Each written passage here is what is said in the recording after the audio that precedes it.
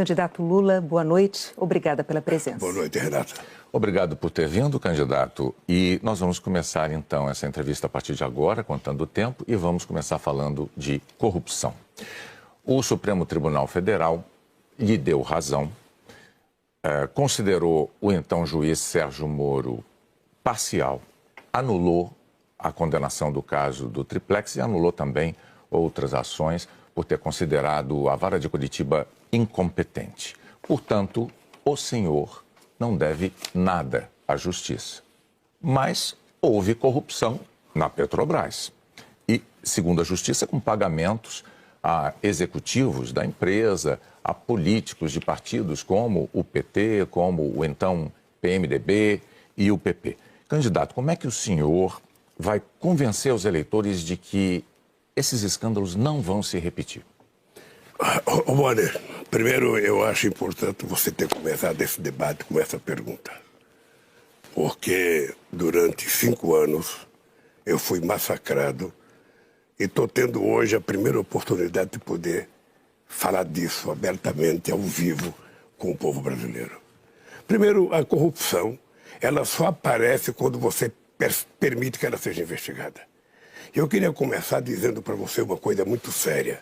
Foi no meu governo que a gente criou o Portal da Transparência, que a gente colocou a CGU como ministro para fiscalizar, que a gente criou a lei de acesso à informação, a gente criou a lei anticorrupção, a lei contra o crime organizado, a lei contra a lavagem de dinheiro, a AGU entrou no combate à corrupção, criamos o COAF para cuidar de movimentações financeiras atípicas e colocamos o CAD para combater os cartéis. Ou seja, foram todas as medidas tomadas no meu governo, além de que o Ministério Público era independente e além do que a Polícia Federal recebeu no meu governo mais liberdade do que em qualquer outro momento da história.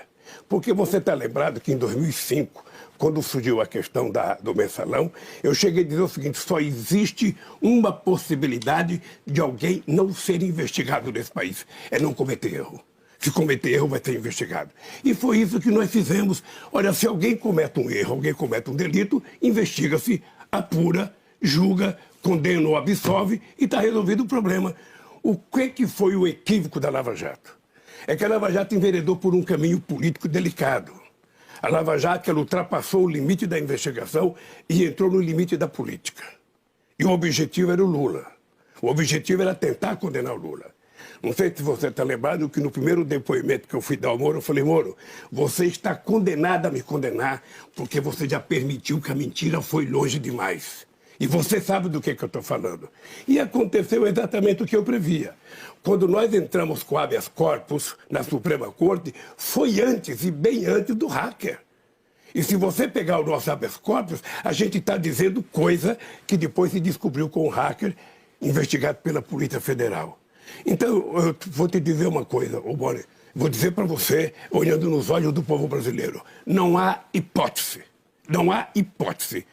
Eu quero voltar à presidência da República e qualquer hipótese de alguém cometer qualquer crime, por menor ou por maior que seja, essa pessoa será investigada, essa pessoa será julgada e essa pessoa será punida ou absolvida. Candidato, é assim que você combate a corrupção num país. Agora, candidato, o senhor elencou aqui diversas medidas adotadas em governos do PT como instrumentos, mecanismos de controle da corrupção. Mas é fato que a corrupção, a despeito disso, ocorreu e ocorreu em grande escala. Por isso, eu retomo a pergunta original, que é: como o senhor pode assegurar que elas não se repetirão? Alguma medida nova foi estudada para evitar que aconteça? Boni, primeiras medidas estão colocadas. Tá? Veja, eu poderia ter escolhido um procurador engavetador. Sabe aquele amigo que você escolhe que nenhum processo vai para frente? Eu poderia ter feito isso, não fiz. Eu escolhi da lista tríplice. Eu poderia ter impedido que a Polícia Federal tivesse um delegado que eu pudesse controlá-lo. Não fiz. E permiti que efetivamente as coisas acontecessem do jeito que precisava acontecer. Olha, nós vamos continuar criando mecanismo para investigar qualquer delito que aconteça na máquina pública brasileira, porque eu já disse 500 vezes de que a corrupção, eu poderia, por exemplo, fazer decreto de 100 anos. Sabe decreto de sigilo, que está na moda agora? Eu poderia, para não apurar nada, decreto 100 anos de sigilo para o Pazuello, decreto para meus filhos, decreto para meus assessores. Ou eu poderia não investigar, pega um tapetão, coloca em cima de qualquer denúncia, aí nada vai ser apurado e não vai ter corrupção.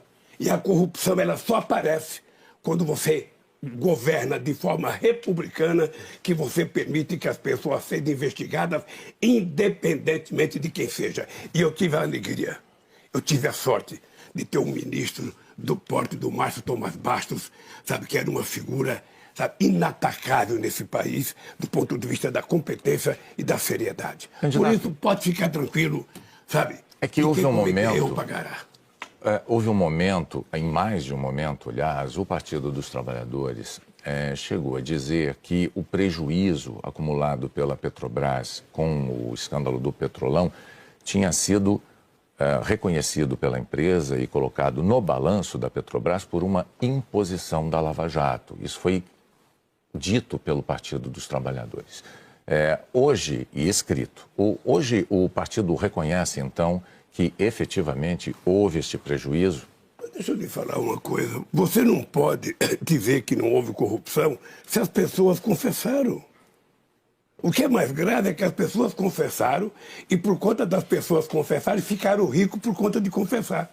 Ou seja, foi uma espécie de uma delação premiada. Você não só ganhava liberdade por falar o que queria o Ministério Público, como você ganhava metade do que você roubou. Ou seja, o roubo foi oficializado pelo Ministério Público, o que eu acho uma insanidade e uma aberração com esse país. Ou seja, o correto era você fazer a investigação que tinha que fazer da forma mais correta possível, como fizeram no meu tempo que eu era presidente, e depois, se a pessoa foi inocente, você absolve. Se a pessoa for culpada, você condena. O que acontece é que aqui no Brasil, Bonner, nós temos um problema sério. É que as pessoas são condenadas pelas manchetes de jornais e depois não se volta atrás. Mas voltaram 6 bilhões e 200 milhões de dólares para a Petrobras. Foram devolvidos muito desse dinheiro, inclusive por diretores da Petrobras, que não tinham como juntar uma fortuna. Que ótimo que votou. E o Ministério Público queria pegar 2 bilhões e meio para eles, criar um fundinho para eles. Né, desses 6 bilhões e mais ainda. A gente olha o que eles devolveram, mas vamos olhar os prejuízos que foram dados. Por conta da Lava Jato, nós tivemos 4 milhões e 400 mil desempregados nesse país.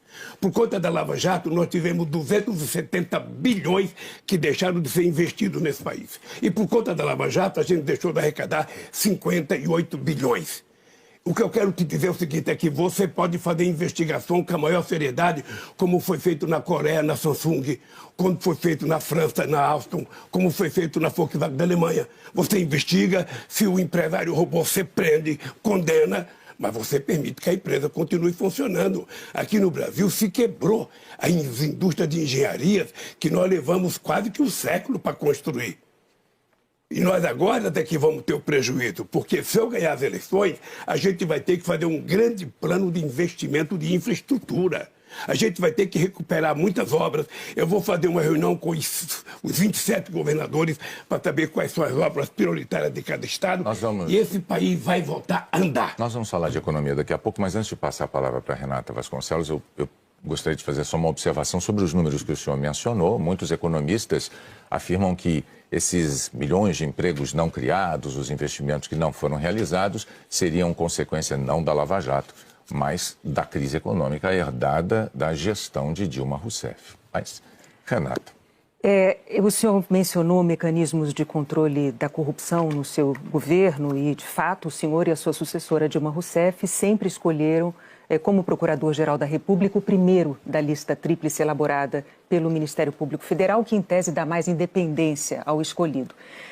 Ano que vem termina o mandato de Augusto Aras na PGR. Mas, ultimamente, quando o senhor é perguntado sobre se vai cumprir, respeitar a lista tríplice, o senhor tem evitado responder. Por quê? Porque eu quero que ele fique com a pulguinha atrás da orelha. Eu não quero definir agora o que é que eu vou fazer. Primeiro eu preciso ganhar as eleições. Esse negócio da gente ficar prometendo fazer as coisas antes da gente ganhar, a gente comete um erro. Veja, eu respeito muito o Ministério Público. Uma das queixas que eu tenho da Força-Tarefa da Lava Jato é que eles quase jogam o nome do Ministério Público na lama. Porque houve muito equívoco e muitas aberrações. O Ministério Público é uma instituição séria, que eu sempre valorizei, da mesma forma a Polícia Federal. Se um dia, Renato, eu pudesse contar para você os vários depoimentos que eu prestei para delegado, as perguntas insanas que eram feitas numa instituição que eu respeito muito. E eu acho que o Estado brasileiro tem que ter instituições muito fortes para que o governo possa exercer a democracia. Exato. E a lista tríplice da PGR, ela justamente evita uma situação que, aliás, ocorre atualmente, em que o Procurador-Geral da República é criticado, é acusado de lealdade ao Presidente da República, seja essa acusação justa ou não. Não estou entrando aqui nesse mérito. O senhor não teme que isso aconteça? Eu não quero procurador leal a mim. O procurador tem que ser leal ao povo brasileiro. Ele tem que ser leal à instituição. Agora, pode ficar certo que se eu ganhar as eleições antes da posse, eu vou ter várias reuniões com o Ministério Público para discutir os critérios que eu acho que é importante para eles e para o Brasil. Para mim, o que precisa é dar segurança para o povo. Como eu dei quando era presidente. O meu primeiro diretor-geral da Polícia Federal foi o Paulo Lacerda, que não era meu amigo e que trabalhava com o Tuma, que foi o cara que procurou a investigação do Collor. Ou seja, eu não quero amigo. Eu quero pessoas sérias, responsáveis, que falem em nome da instituição, porque as instituições que garantem o funcionamento da democracia têm que ser fortes, Renata. Então, um assunto tão importante, o senhor vai manter suspenso sobre uma questão tão fundamental, e é, de fato, as críticas à falta de independência do Ministério Público, da Procuradoria-Geral da República, é motivo de preocupação para os brasileiros. Por que manter esse suspenso? Em minha defesa, eu tenho 3 indicações. Você está lembrada que eu indiquei o Procurador-Geral que estava julgando o Palocci. E eu mantive ele, porque eu não quero amigo. Eu não quero amigo no Ministério Público, eu não quero amigo na Polícia Federal, eu não quero amigo no Itamaraty, eu não quero amigo em nenhuma instituição. Eu quero pessoas competentes, pessoas ilibadas, pessoas republicanas e pessoas que pensem, sobretudo, no povo brasileiro. Então, como fazer? Porque associações de policiais... Pode ficar certo. Associações de policiais federais têm se queixado de tentativas de interferência na instituição, na PF. Como fazer para que esse tipo de interferência não ocorra? Não, interferência não. Teve muitas interferências. O Bolsonaro troca qualquer diretor da hora que ele quer. Basta que ele não goste. E eu não fiz isso e não vou fazer. O delegado não está lá para fazer as coisas que eu quero. Oh, Renata, você se lembra que em 2005 a Polícia Federal... Eu estava na Índia. A Polícia Federal foi na casa de um irmão meu, esse que morreu quando eu estava preso, sabe? Esse cara ganhava R$ 2.900, aposentado na prefeitura, a Polícia Federal invadiu a casa dele. E eu sabia antes, e eu falei, não vou interferir, porque quem ficou sabendo não é o Lula, foi o presidente da República. Ela que cumpra com as suas funções. Sabe, então, para mim... A seriedade das instituições é o que vai garantir o exercício da democracia nesse país. Então você pode ficar certa que as coisas irão acontecer da forma mais republicana possível que possa acontecer. Vamos falar de economia. E sabe que eu estou então, querendo voltar? Porque eu quero ser melhor do que eu fui. Eu quero ser melhor, eu quero voltar...